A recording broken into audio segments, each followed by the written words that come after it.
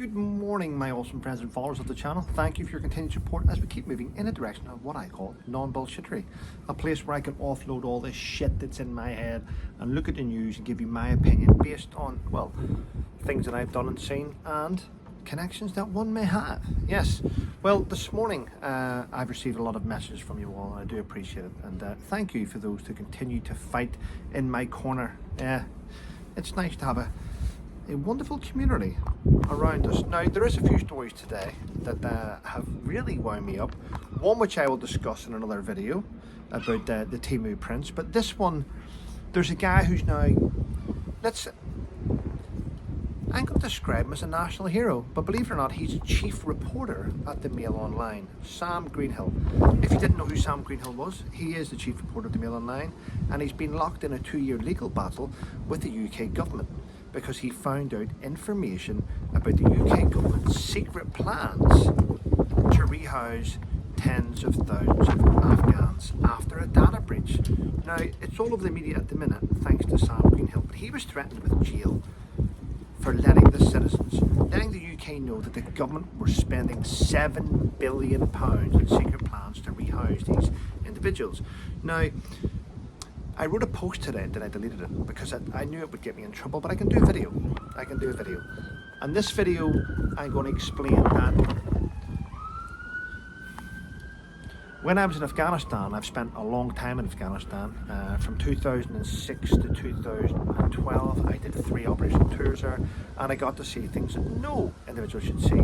Not only the carnage on the battlefield, but the way that the Afghan nationals can turn at the drop of a hat, how they can easily be bought, how Afghan police and Afghan soldiers will go to the highest bidder to do their dealing for them.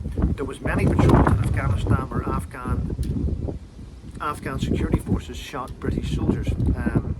I didn't want to go out on patrol with them because they were 9 times out of 10 drummed up in marijuana and were a liability to the patrol, especially when you're carrying live ammunition. So there's all that which was hidden from us. But when I was in a Sanger, an overwatch position in, I think it was probably Sanger 4, looking out towards, I think they had a pipe ranger, but looking out towards a certain area in Afghan helmet, I could look down and see the Afghan National Army, the Afghan National Police sitting there relaxing, smoking their marijuana, eating bread, maybe you want to call it, and there was quite a few occasions where young boys were brought in and they were wearing eyeliner and stuff. That's as far as it'll go. But this was highlighted up through the chain of command and it was suppressed at the very top. Turn a blind eye, ignore it's nothing to do with us. Yeah, where there's guests of the Afghan people, guests of the Afghan authorities, we have to comply with all these different rules and regulations. But you also have a moral sort of compass to report things, which were. So fast forward to 2023 when I'm on YouTube and I did a video and I mentioned Bakabaji, which is a cultural thing that happens in Afghanistan. I had Suffolk police knocking on my door telling me that they had been reported for a hate crime. So whenever I look into the figures and I see that the British forces employed 7,000 Afghans as locally employed contractors, and then we take in 14,000. Now it seems that we've taken in over 30,000 Afghan men. Now it seems we've taken 3,500 families. Now it's costing 850 million. It's rising to £7 billion of UK funding because of a data breach. And then I look at what happened in Northern Ireland when the government had a data breach and gave over the names of Northern Ireland police officers and soldiers and part-time soldiers and people working for security forces, and none of them were given any money to rehouse, even though there was an imminent threat to their lives and their family.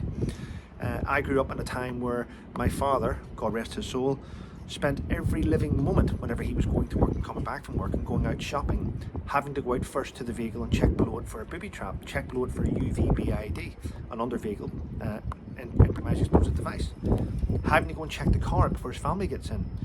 You know, growing up in a life like that, and no one was rehoused. In fact, it was brushed under the carpet.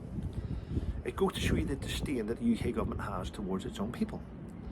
Now, the fact that the government spent tens of thousands, if not a lot more, in super injunctions to hide their mistakes from the public because they knew there'd be a public outcry, tells me that the UK government are complicit. All MPs are complicit in hiding truth from its citizens, and they will pay up to millions of pounds of taxpayers' money to hide these mistakes with super injunctions. So that's very, very sad. So when I look at how this has now came about, I'm going to thank Sam Greenhill from the Daily Mail. Well done in being a reporter who reports and doesn't do clickbait. Well done in being the voice to highlight this injustice to not only our veterans, our own security forces that have been thrown under the bus, but to show how much our government will hide from us. It's sad. Anyway, people, that's this video this morning. There's a lot going on with the BBC and the Master Chef and all the bullshit, but this story is very, very important. I thought I'd get it out. Thanks for watching. Have a great day.